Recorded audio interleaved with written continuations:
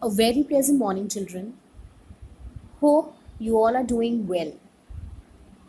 Children, in today's session, we'll learn about verbs, a very important topic without which English grammar or English language would not have existed, right? Okay, just look at these sentences. The donkey kicked the boy flies his kite. The attack sank the boat. The children eat banana. The boy hit the ball. In these sentences, the highlighted words kicked, flies, sang, eat, hit are verbs. Why? Because these words are giving us the idea of action, of doing something. And a verb expresses an action. So these are verbs: kicked, flies, sank, eat, hit. So a verb is a word you can say which says what a person does. Now these verbs also have objects, all right? And what is an object? Words that are added to the verbs to answer the questions what or who are called its objects. Like in the very first sentence, the donkey kicked the boy. Who? The boy. The boy flies his kite. What? His kite. The attack sank the boat. So again, what? The boat. The children eat banana. The children eat what? They eat banana. The boy hit the ball. What had the boy hit? The ball.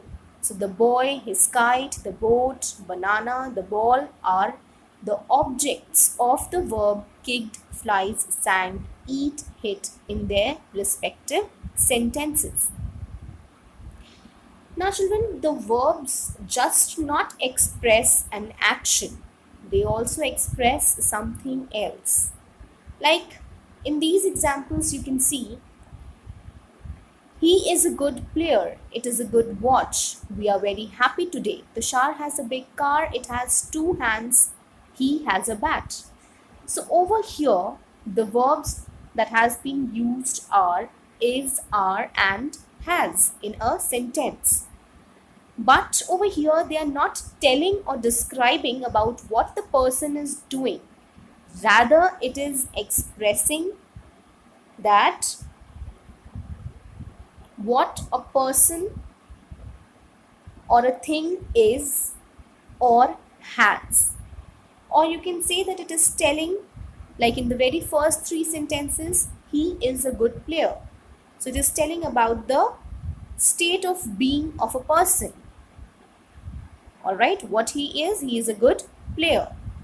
It is a good watch. We are very happy today. So it is telling about the state of being a person, what state of being a person is in. So the verbs which are used to show this state are in these sentences like is and are.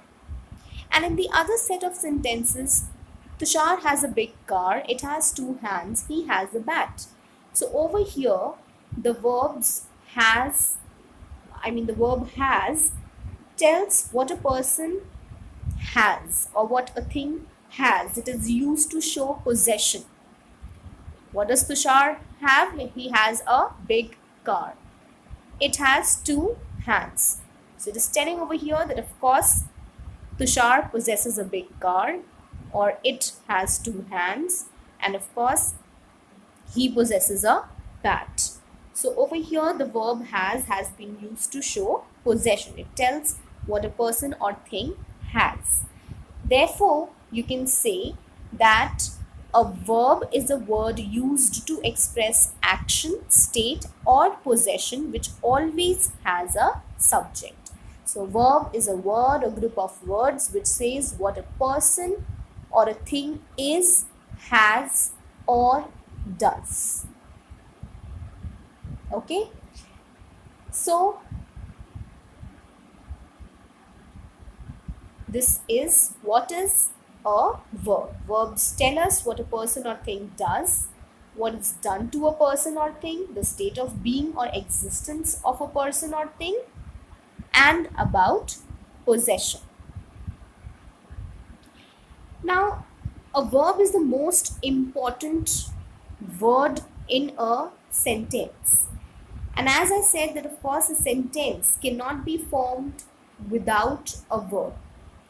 Right? The entire English grammar would come to a fail if a sentence will be without, a verb. Of course, we cannot imagine. The shortest sentence even contains a verb. Every sentence must have a verb in it.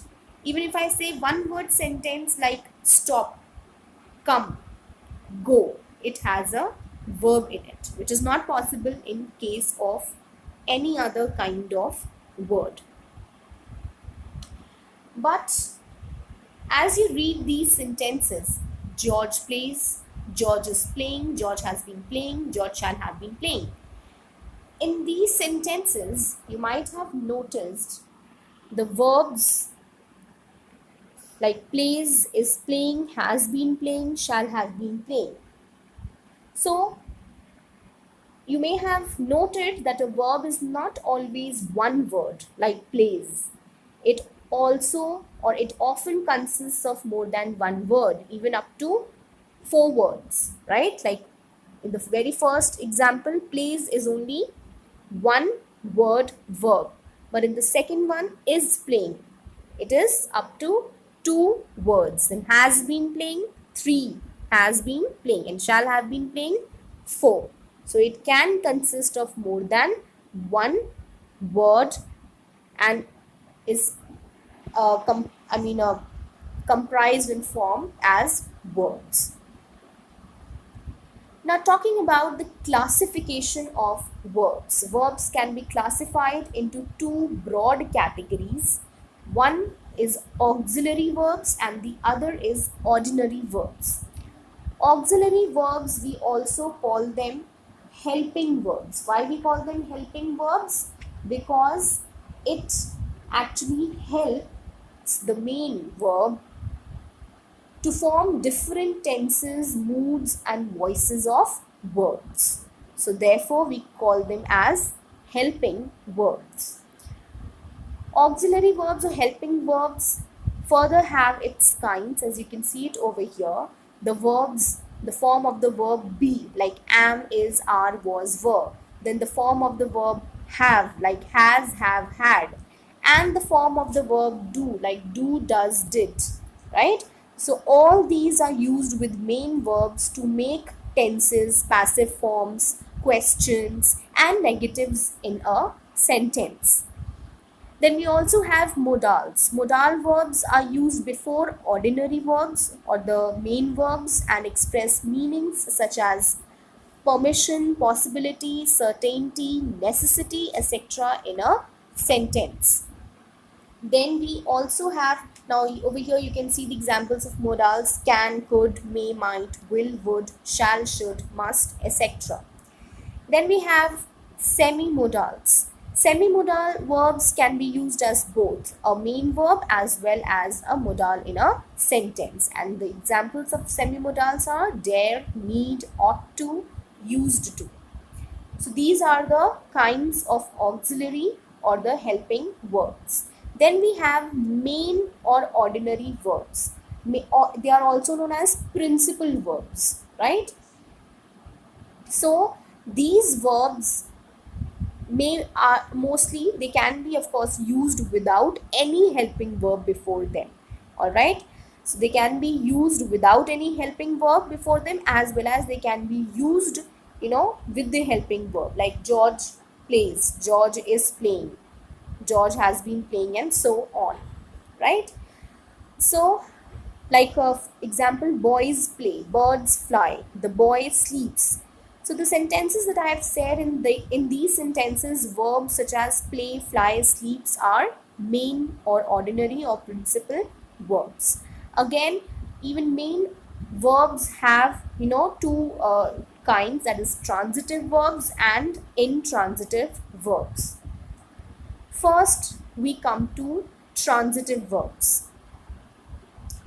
Now, observe the sentences over here. As I have told you in the beginning of the slide, the verb slide, when I was giving you the introduction, that a verb always has, or requires an object to complete its meaning, right? If it answers what or whom, then of course it is the object of that verb. So of course, transitive verb is a verb that denotes an action which passes over from the subject to something or to somebody, and this something or somebody is called the object of the verb. Like for example, the boy flew a paper aeroplane. So over here, the action of flying passes over from the doer or subject, the boy, to the object, a paper aeroplane, right? So over here we are getting the answer. The boy flew what? We get the answer. It flew. He flew a paper aeroplane. Hence, flew is a transitive verb in this sentence. All right.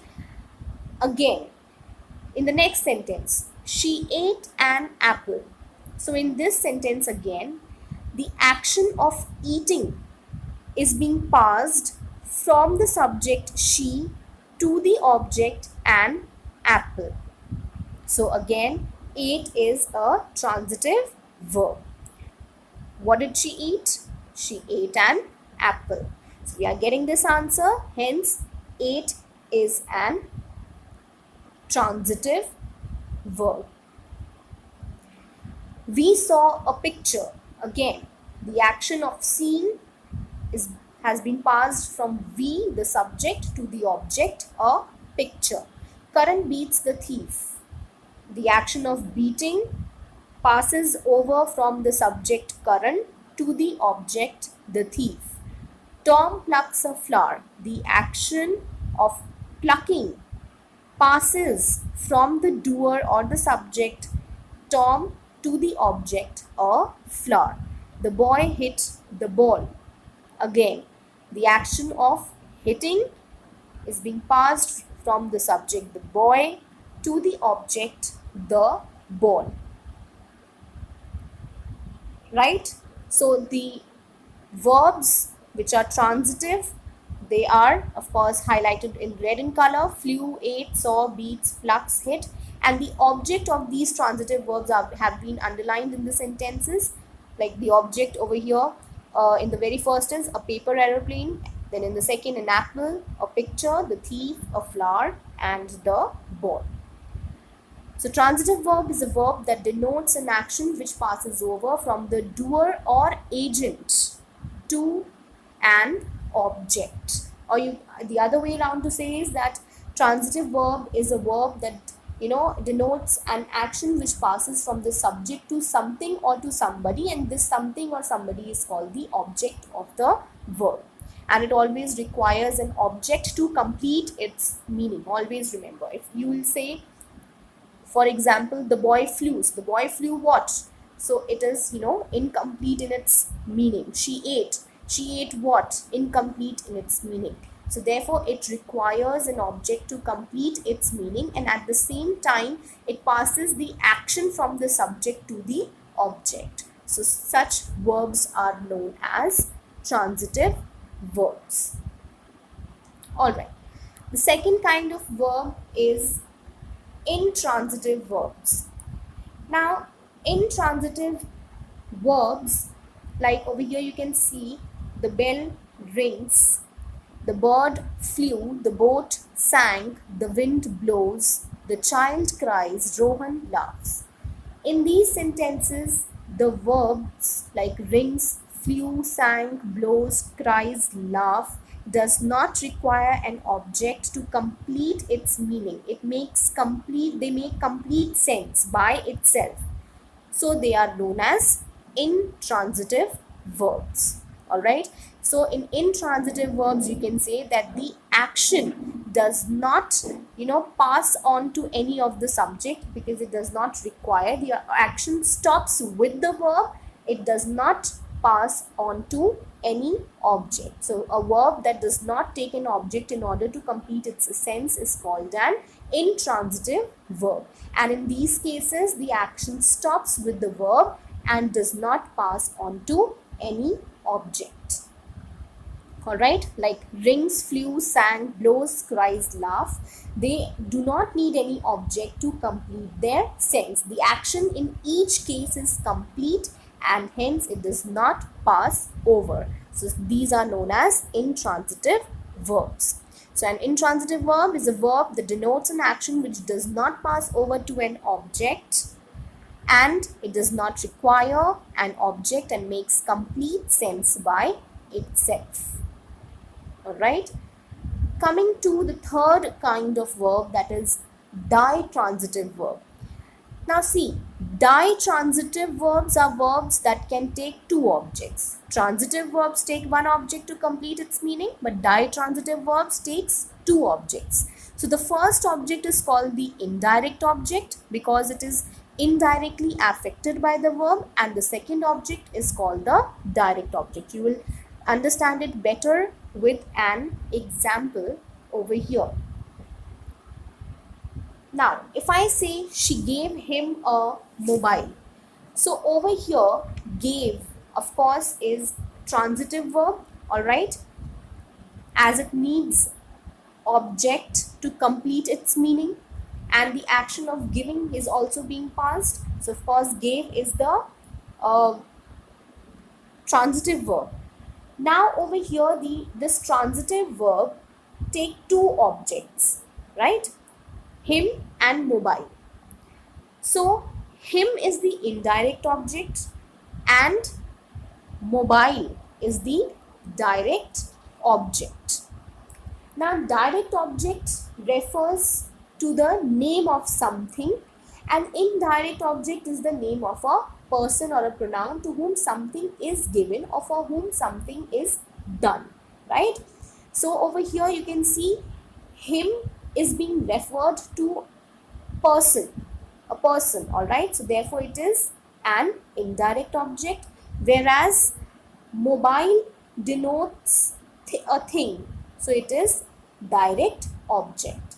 And when a verb takes double objects, the indirect object or the direct object, then of course it is ditransitive verb. And of course when it takes double objects, the indirect object usually comes before the direct object. Alright, so the thing is called the direct object and the person is called the indirect object, and the indirect object usually comes first. But in many a times, if the indirect object is placed after the direct object, then it must be preceded by the preposition to or for in the sentence. As you can see it in the second case, when the direct object is coming first, that is before the indirect object, then of course it is preceded by a preposition to. She gave a mobile to him. Alright, so ditransitive verbs are verbs that usually takes two objects in a sentence, direct and indirect. Indirect refers to persons and direct refers to the things. Alright, you can see some more examples over here. I gave her a present. She wrote me a letter. The teacher gave us some sweets. My mother bought him a ball. Rajiv showed me a nest. So over here in these sentences, her, the words which are highlighted with red, her, me, us, him, me, they are referring to persons, therefore they are indirect objects. Whereas the words which are highlighted by blue, a present, a letter, sweets, ball, nest, are denoting things and therefore they are direct objects. So the verb over here, the verbs in these sentences are ditransitive, as it takes two objects in a sentence, direct and indirect object. All right. Now, a very important aspect in verbs of incomplete predication. Now, of course, verbs that make complete sense and does not require any other word in the predicate to complete its meaning are known as verbs of complete predication. But verbs of incomplete predication are require, they make complete sense only when some other word is added in the predicate. So they require some other words to complete their sense. Therefore, they are known as verbs of incomplete predication. First, we come to transitive verbs of incomplete predication. Now, you can see it over here that an example is given over here. His parents named him Vivek, right? So over here, named is the verb and him is the object. But this transitive verb named over here still require some words, or it requires some word to make it predicate complete. If I say his parents named him, so named him what? You don't know. So therefore, this sentence requires a word which would complete its meaning. So if I say his parents named him Vivek, now it is making sense, right? So therefore, the predicate part is now complete. Therefore, it is transitive verbs of incomplete predication. And the word that is required to complete its meaning is known as a complement, right? Similarly, intransitive verbs of incomplete predication. Now, intransitive verbs that require some other words to complete their sense are called verbs of incomplete predication. Like, for example, if I say, the boy seems happy. If I say the boy seems, so the boy seems how? He seems happy. So it requires the word happy to complete the predicate and make a complete sense. So happy is the complement over here. All right. Okay. Now, talking about the complement itself. Now see, the word or phrase that is used to complete the sense of a verb is called the complement, right? Like in this one it was happy and in the other one it was Vivek. So these words actually completed the sense of the verb seems and named, right? So the word which is required to make the sense complete is called the complement of the verb. If I say roses smell, so smell is an intransitive verb. It makes sense but not a complete sense, and it needs a word sweet to make the sense complete. So roses smell sweet. Sweet is the word which is required to make the sense complete. So it is called the complement of the verb smell. All right. Now, if you'll observe in these sentences, the boys appear dejected. You look happy. The beggar looks hungry. Her father was sad. Now, in these sentences, the words dejected, happy, hungry, sad completes the meaning of the verb appear, look, looks, and of course was, right? But at the same time, they are telling us, or they are actually describing the subject. How does the boy appear? How do the boys appear? They appeared dejected. How did he look? He looked happy. Then, of course, how does the beggar look? The beggar looks hungry. Again, how was his father? her father was sad, right? So in these cases, the words dejected, happy, hungry, sad describe the subjects, the boys, you, the beggar, her, father, respectively. So these verbs like appear, look, looks, was are not transitive verbs. They are intransitive. And at the same time, they are describing what? They are describing the subject. So such word or the complement which describes the subject is called the subjective complement, and it usually comes after an intransitive verb. So when a complement describes the subject, it is called subjective complement, and it comes after intransitive verb because it relates to subject. Now in these sentences, if you will observe, they made him their leader. Exercise has made his muscles strong. The teacher appointed Mohit monitor. We found him dishonest. So again, to make the sense of the verb complete, of course, leader, strong, monitor, dishonest, these are the complements of the verb made, has made, appointed, and found, because in these sentences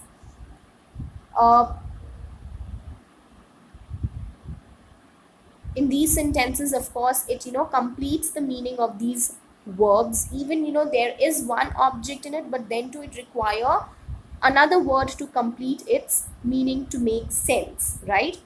But at the same time, if you will notice, in these sentences, the words leader, strong, monitor, dishonest describe the object. That is, in the first one, him is the object. Second one, his muscles. Third, this Mohit. And in the fourth, him, right? So these words, or these these complements, that is, leader describes the object him, strong describes his muscles, monitor describes Mohit, that of course he is a monitor, dishonest again describes him.